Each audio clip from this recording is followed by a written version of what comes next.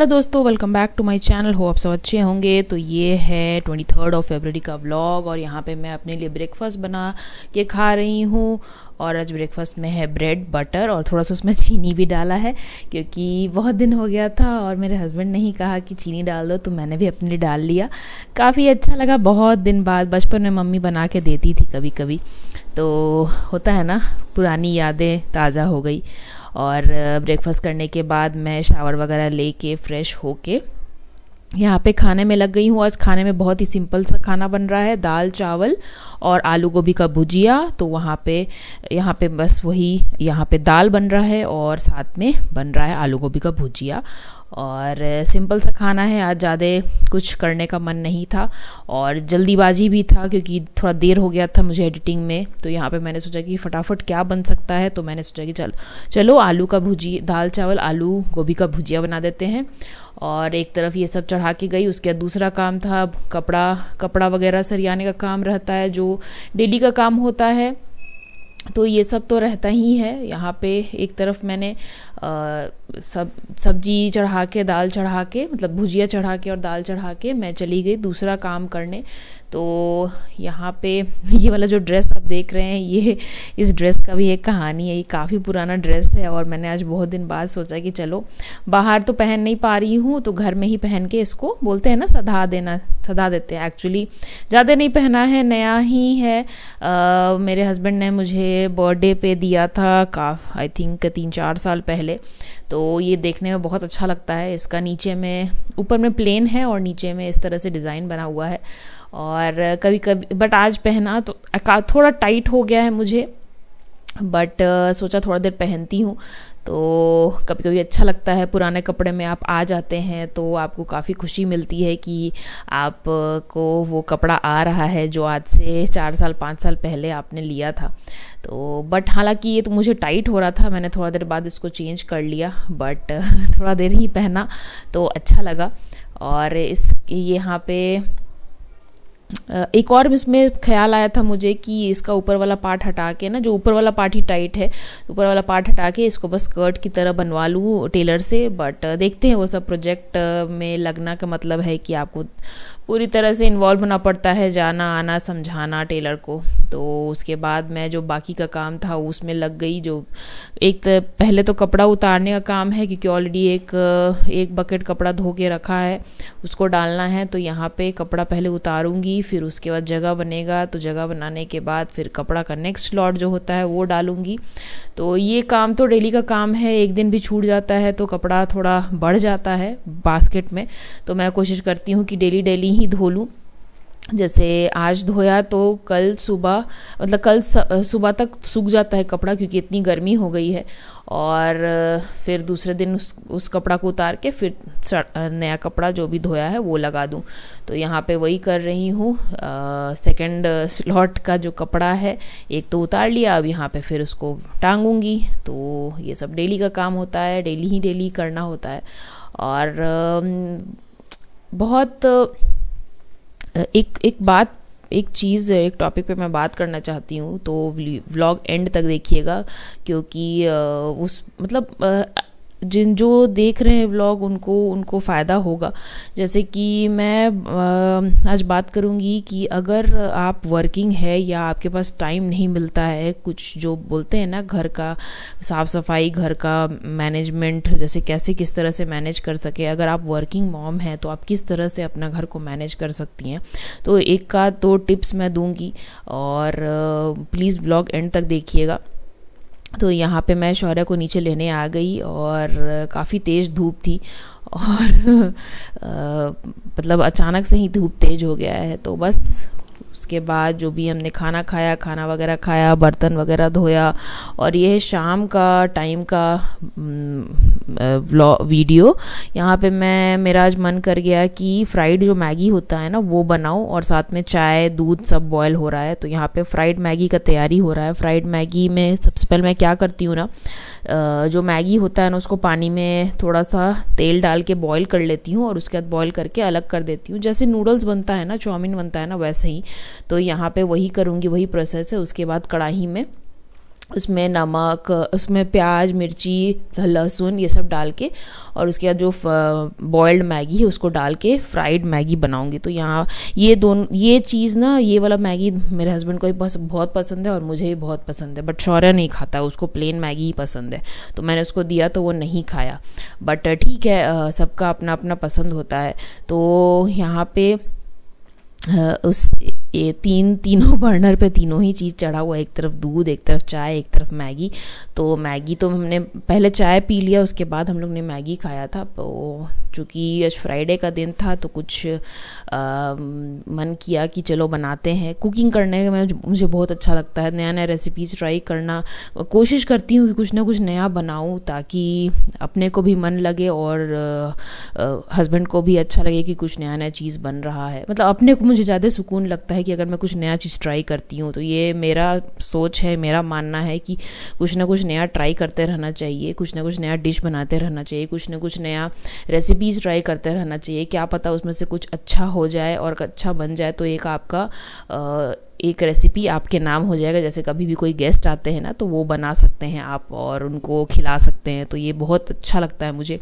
तो यहाँ पे वही मैगी के लिए चॉप कर रही हूँ ऑनियन, और उसके बाद जो भी ये प्रोसेस होता है, मतलब उसको फ्राई करना, भूनना, उसके बाद उसमें मैगी मसाला डाल के फिर लास्ट में जो बॉइल्ड मैगी है उसको डाल देना है। तो हाँ, जो चलिए बात करते हैं कि जो वर्किंग मॉम होती है ना, वो किस तरह से अपना घर को मैनेज कर सकती है, क्योंकि उनके पास टाइम की कमी होता है। वो पूरा मतलब मैक्सिमम टाइम काम ही करती हैं। तो उनको उनके हिसाब से मेरे हिसाब से जब मैं वर्किंग थी तो मैं उसके एक्सपीरियंस के हिसाब से बोल रही हूँ। हालांकि मैं अभी वर्किंग नहीं हूँ, बट फिर भी मैं कभी तो वर्किंग थी और घर भी संभालती थी।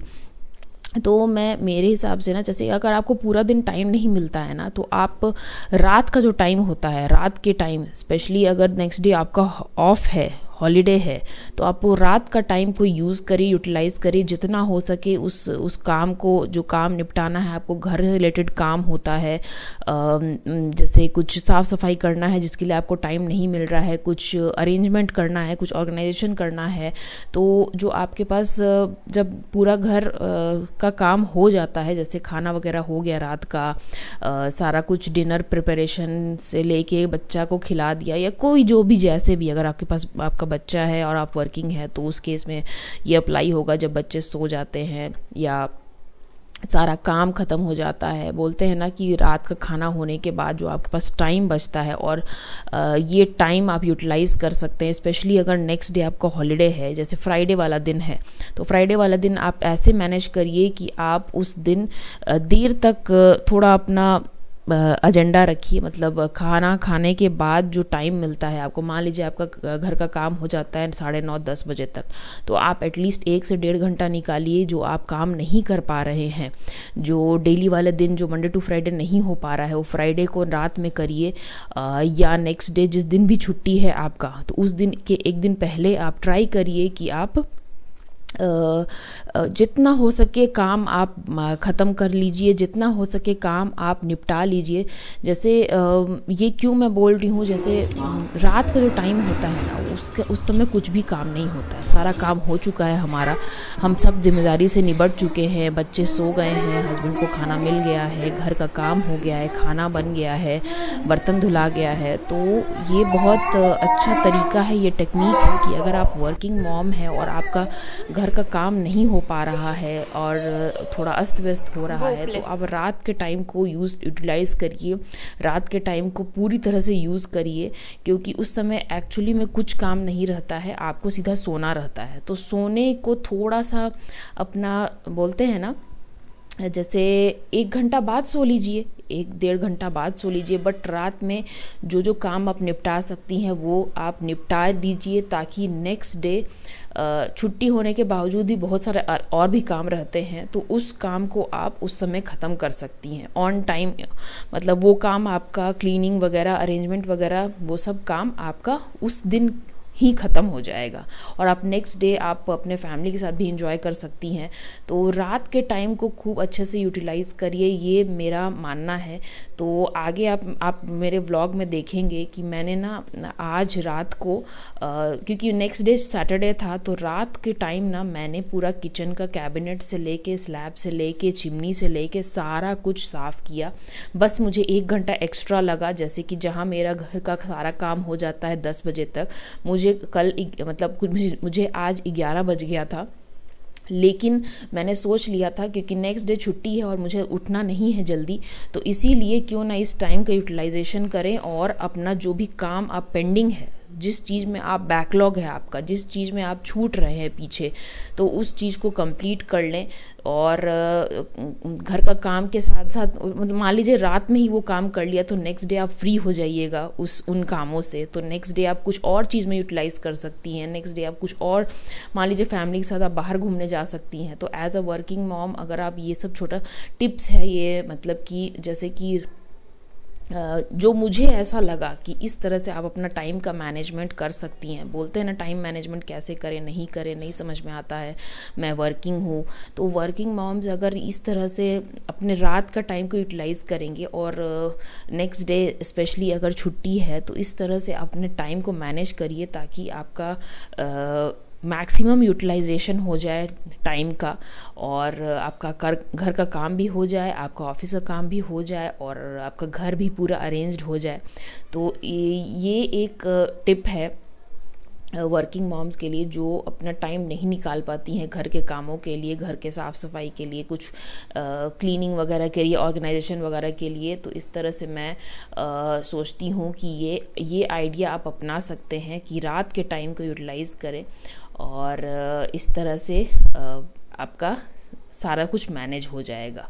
तो ये यहाँ पे ये बात मुझे सोचा मैंने करूँ ताकि आप जो इनमें से वर्किंग है, जो ये व्लॉग देख रही हैं, वो ये तरीका अपना के देखिए कि कितना फ़ायदा होता है। जैसे कि मेरा तो सारा खाना वगैरह हो गया। आज खाने में बनाया था मैंने गिलकी और रोटी, तो काफ़ी अच्छा लगता है। शौर्य भी खाया, तो सबने खाया। यहाँ पे सारा मेरा काम हो चुका था। अब मैं देखिए यहाँ पे जो भी कैबिनेट्स वगैरह होता है ना, जनरली छूट जाता है, याद नहीं रहता है। तो मैंने आज सोच लिया था कि रात में ये काम 1 घंटा लग के मैं कर लूँगी। तो जितना सारा कैबिनेट्स का दरवाज़ा था उसको मैंने पूरी तरह से क्लीन किया, और एक पहले तो गीला कपड़ा से पोंछा और उसके बाद सूखा कपड़ा से पोंछा। तो ये बहुत ज़रूरी है क्योंकि गीला रहेगा कैबिनेट्स तो ख़राब हो सकता है। तो इसीलिए ज़रूरी है कि आप कैबिनेट्स को जब भी क्लीन कर रहे हैं, उसके लैमिनेट्स को,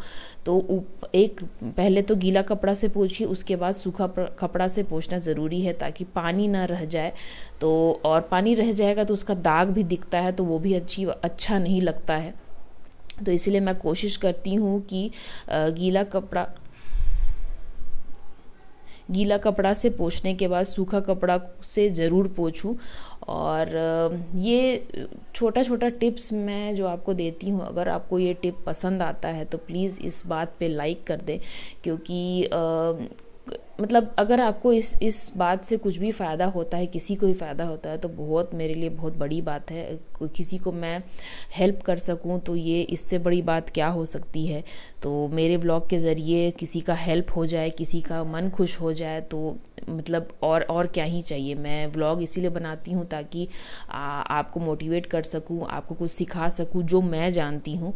तो यहाँ पे इस व्लॉग का एम था कि किस तरह से मैं जो वर्किंग मॉम होती हैं उनको हेल्प कर सकूं कि अगर आपके पास टाइम नहीं मिल रहा है घर के काम में, ये सब डस्टिंग वगैरह जो होता है बहुत टाइम टेकिंग होता है, क्योंकि एक चीज़ आपको पोंछना होता है, एक चीज़ आपको अरेंज करना होता है। तो अगर आपके पास टाइम नहीं मिल रहा है तो रात के टाइम को यूटिलाइज़ करें, रात के टाइम को पूरी तरह से यूज़ करें, मतलब बोलते हैं ना मैक्सिमम यूटिलाइजेशन करें रात का। अगर आप मतलब रात का टाइम तभी यूटिलाइज़ करें अगर आपका नेक्स्ट डे हॉलिडे है, क्योंकि अगर आप लेट से फिर सोइएगा तो फिर लेट से उठिएगा। तो इस बात पे ध्यान दीजिएगा मैं क्या कहना चाह रही हूँ।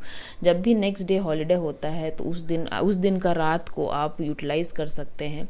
जो भी काम आपका पेंडिंग है, जिस काम में आपका बैकलॉग हो रहा है, जिस काम में आप छूट रहे हैं पीछे, तो इस तरह से आप अपने कामों का बैकलॉग को पूरा कर सकते हैं। और मतलब पूरा दिन भी वेस्ट नहीं हुआ और काम भी हो गया और आपने अपना काम भी कर लिया, किचन का काम भी हो गया, डस्टिंग भी हो गया, कुछ अरेंज करना है तो वो भी हो गया। तो इस तरह से आप अपने टाइम को मैनेज कर सकती हैं। और व्लॉग अगर किसी भी रीज़न से आपको पसंद आता है तो प्लीज़ लाइक करें, शेयर करें, सब्सक्राइब करें, कमेंट करें और बेल आइकन ज़रूर प्रेस कर लें। चलिए मिलते हैं एक और इंटरेस्टिंग व्लॉग के साथ। तब तक के लिए bye bye, take care, lots of love. और बने रहें मेरे साथ मेरे इस जर्नी में, ताकि मैं आपको कुछ भी एक भी चीज़ सिखा सकूं या मोटिवेट कर सकूं आपको मेरे व्लॉग्स के ज़रिए।